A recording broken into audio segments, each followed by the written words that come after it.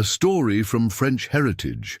On an ordinary day, Marie Dubois and Jean Laurent were working in the Normandy Heritage Museum when they discovered fragments of ancient fabric bearing mysterious engravings. The designs resembled the Bayeux Tapestry, but they pointed to a completely different story. Marie, come look at this. What is it, Jean? These fragments?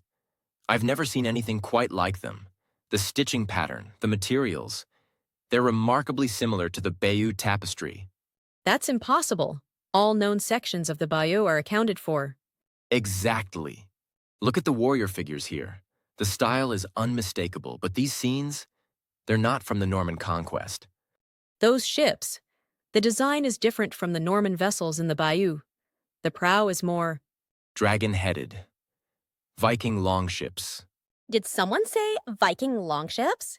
Sarah, perfect timing. We need your expertise. What do you make of these figures? Oh my God! These runes along the border, they're not decorative, they're telling a story. Can you read them? Parts of them. This section mentions a name, Sigurd Bloodaxe. And here, something about a secret fleet. Sigurd Bloodaxe. Let me check the historical records. There's almost nothing about him in the standard histories. That's because he failed. Henri? What do you mean? My grandfather used to tell stories.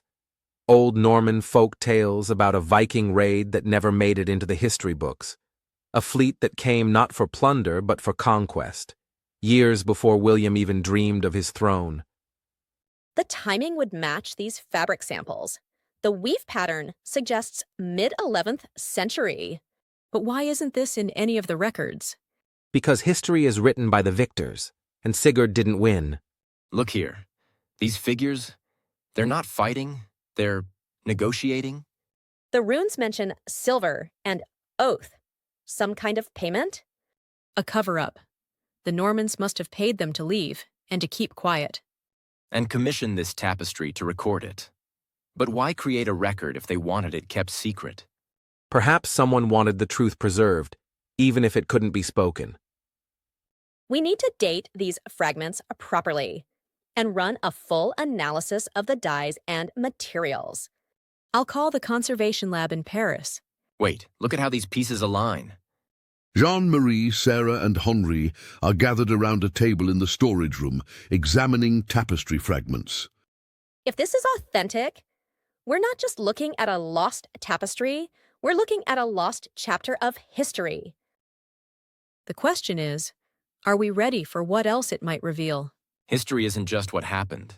It's what we choose to remember. Maybe it's time for some new choices. Then let's make sure we get this right, because I have a feeling this is just the beginning.